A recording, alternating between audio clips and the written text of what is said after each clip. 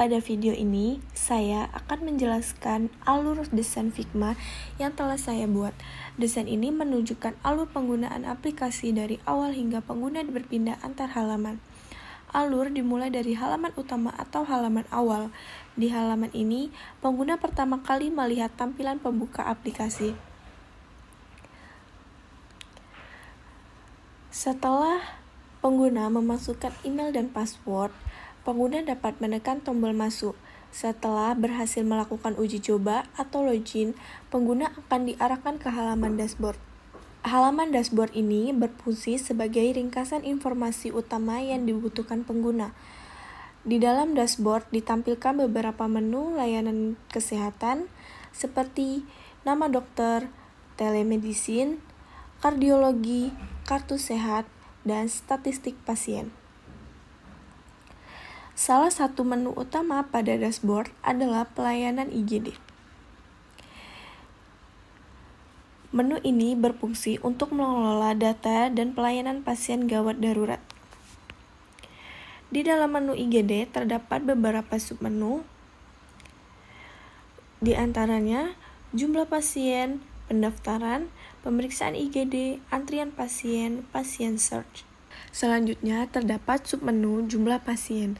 Submenu ini berfungsi untuk menampilkan total jumlah pasien yang terdata dalam sistem baik secara keseluruhan maupun berdasarkan kategori tersebut. Informasi pada jumlah pasien membantu tenaga kesehatan dalam memantau kondisi pelayanan. Selanjutnya, kita akan masuk ke bagian pendaftaran pasien IGD. Pada menu pendaftaran pasien IGD, terdapat dua jenis pendaftaran, yaitu pendaftaran pasien diketahui dan pasien tidak diketahui. Untuk pasien diketahui, petugas dapat langsung memilih menu pada mulai pendaftaran dan mengisi data-data pribadi pasien seperti identitas pasien yang sudah lengkap. Pengisian data dilakukan sesuai dengan contoh form yang ditampilkan pada halaman, sehingga proses pendaftaran dapat dilakukan dengan mudah dan cepat. Sementara itu, halaman pasien tidak dikenal atau tidak diketahui diperuntukkan bagi pasien IGD yang datang tanpa identitas, seperti korban kecelakaan atau kondisi darurat lainnya. Pada kondisi ini, petugas dapat menekan tombol tambah pasien, kemudian mengisi data sementara dan informasi pendukung yang tersedia. Identifikasi pasien yang diisi meliputi perkiraan umur, nama lengkap, alamat. Untuk identitas penanggung jawab, petugas mengisi nama penanggung jawab, nomor telepon, dan hubungan dengan pasien. Sedangkan untuk identitas pengantar, petugas cukup mengisi nomor telepon dan hubungan dengan pasien. Halaman ini sangat penting untuk menjamin pencatatan rekam medis tetap berjalan, meskipun identitas pasien belum lengkap pada saat kedatangan. Data yang telah diinput dapat diperbarui kembali apabila identitas pasien sudah diketahui. Proses pendaftaran pasien selesai, selanjutnya kita akan masuk ke bagian pemeriksaan pasien IGD. Pada halaman pemeriksaan pasien, petugas medis dapat mencatat hasil pemeriksaan awal IGD secara menyeluruh. Tampilan halaman ini dibuat dalam bentuk card sehingga data lebih mudah dibaca dan diinput dengan cepat. Pada bagian tanda-tanda vital, petugas mengisi kondisi dasar pasien seperti tekanan darah, nadi, suhu tubuh, laju pernapasan, dan saturasi oksigen. Selanjutnya, terdapat status kesadaran atau GCS yang digunakan untuk menilai tingkat kesadaran pasien berdasarkan respon mata, verbal, dan motorik. Pada bagian lokasi keluhan, petugas dapat menandai area tubuh pasien melalui body map, sehingga lokasi cedera atau nyeri dapat terdokumentasi dengan jelas. Setelah body map, terdapat bagian detail luka. Pada bagian ini, petugas mencatat jenis luka, lokasi luka secara spesifik, ukuran, kondisi luka, serta keterangan pendukung lainnya. Berdasarkan hasil pemeriksaan, tanda-tanda vital, status kesadaran, body map, dan detail luka, petugas kemudian mengisi diagnosis atau diagnosis kerja. Penentuan diagnosis dilakukan menggunakan standar ICD-10, sehingga pencatatan diagnosis menjadi terstruktur, seragam, dan sesuai standar nasional rekam medis. Setelah diagnosis ditetapkan, petugas mengisi rencana tindakan medis yang dapat mencakup hingga 10 rencana tindakan sesuai dengan kondisi pasien. Pada bagian resep, petugas mencatat obat-obatan yang diberikan kepada pasien selama proses penanganan IGD. Pada bagian akhir terdapat disposisi pasien yang digunakan untuk menentukan tindakan lanjut pasien, apakah dirawat inap, observasi, dirujuk, atau diperbolehkan pulang. Selanjutnya adalah halaman antrian pasien.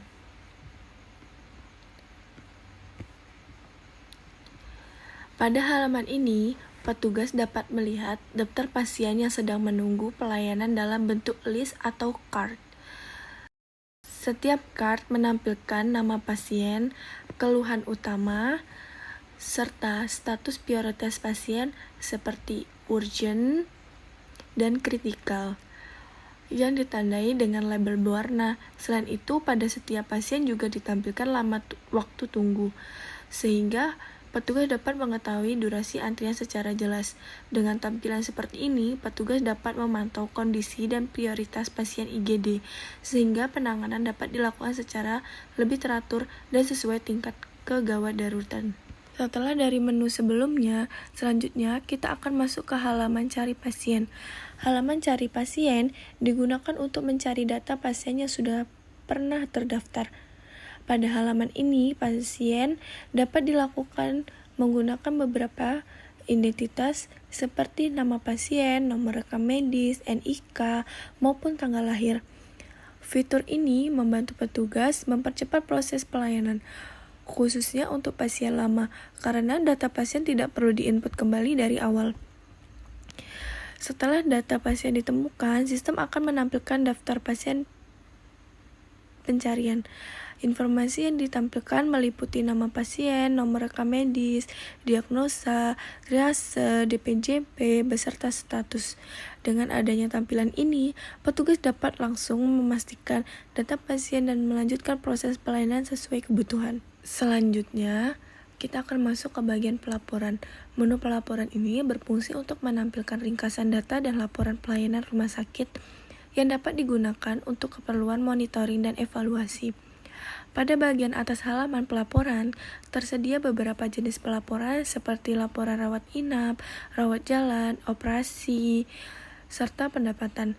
Dengan adanya pilihan laporan ini, pengguna tidak perlu mengolah data secara manual, melainkan cukup memilih laporan yang ingin dilihat. Di bawahnya ditampilkan beberapa diagram dan grafik yang menyajikan data secara visual. Terdapat diagram rawat inap dan diagram rawat jalan untuk melihat perbandingan jumlah pasien. Selain itu, terdapat diagram berbentuk lingkaran yang menampilkan accounting serta logistik. Kemudian, juga tersedia grafik yang menampilkan data rekam medis dan BOR, sehingga tren pelayanan dapat dipantau dengan lebih mudah. Dengan menu laporan ini, pengguna dapat langsung mencari dan mengambil data yang dibutuhkan tanpa harus melakukan perhitungan ulang. Hal ini dimudahkan pihak manajemen maupun petugas dalam melakukan evaluasi dan pengambilan keputusan berdasarkan data yang tersedia. Selanjutnya, kita akan masuk ke halaman Visum et Repertum. Halaman ini digunakan untuk pencatatan dan pengolahan hasil pemeriksaan medis yang bersifat legal. Pada dokumen ini ditampilkan daftar dokumen visum yang mencakup visum hidup dan visum pemeriksaan jenazah. Di bagian atas ditampilkan total dokumen visum yang tercatat pada sistem. Selain itu, pada juga juga informasi status dokumen seperti dokumen yang masih menunggu proses. Pada daftar visum ditampilkan informasi seperti nama pasien, contohnya Ahmad Hidayat, serta tanggal pembuatan visum.